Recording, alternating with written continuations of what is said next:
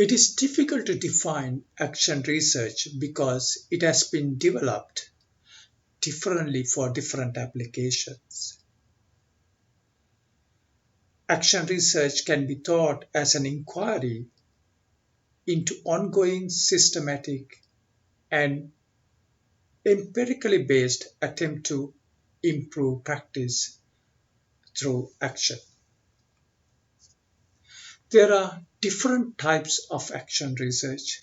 The first one is individual research, where an individual researcher looks into an inquiry in a practice. The second one is the collaborative research, where more than one researcher collaborates to inquire into a matter in practice to improve the practice. The third is participatory research. The third is participatory research, where the researcher take part and work with practitioners to identify the problems and improve the practice. When we compare action research with practice, there are differences. First, practice. Much of the practice is habitual. Action research is innovative. In practice, much of the work done is continuous. Action research is continual, more frequent than occasional.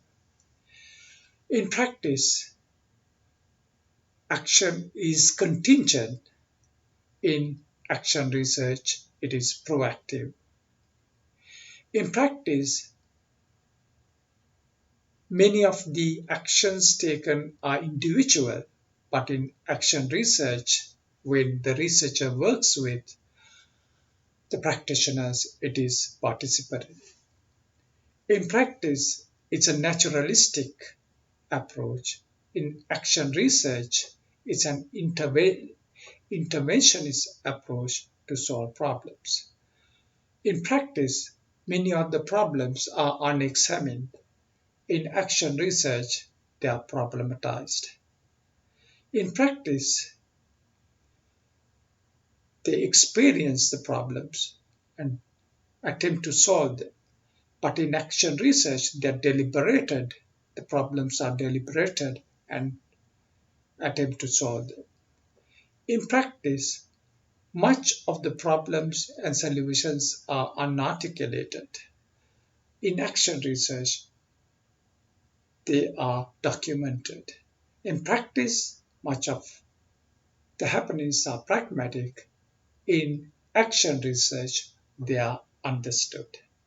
In practice, much of those findings are private, and in action research, they are disseminated. When following an action research, the process has 7 steps.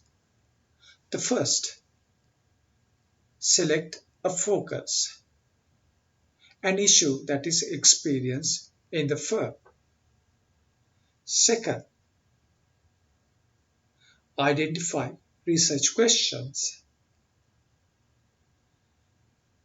The third,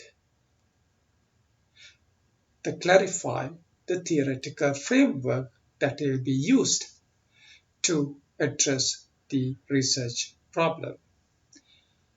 Fourth, collect data from a range of sources such as questionnaire, interview, field notes, observations, reflections, staff work examples, formal trainings, attendance records, work diaries, photos, videos.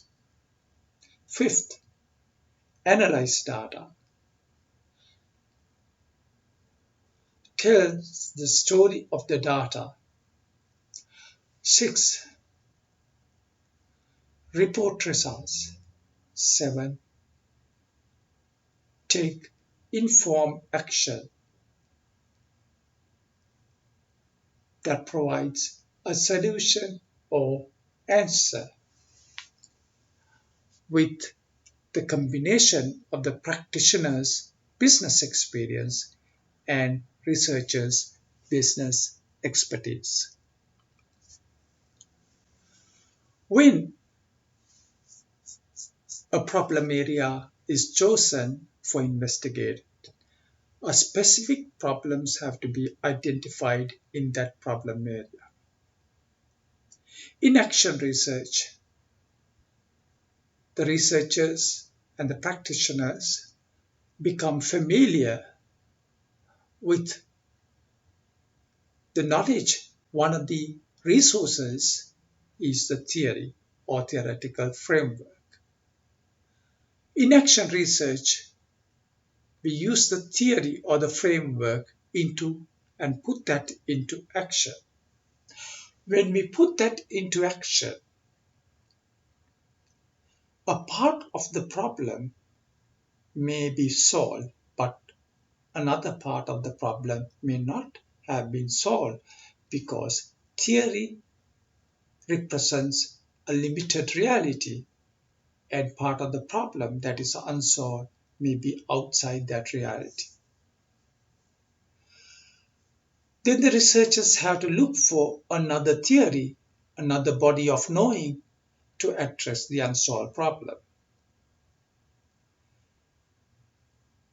Using the second theory or the framework, they put that knowing into action. Once that problem is solved and all the problems that was determined to be solved at the beginning, the project comes to an end.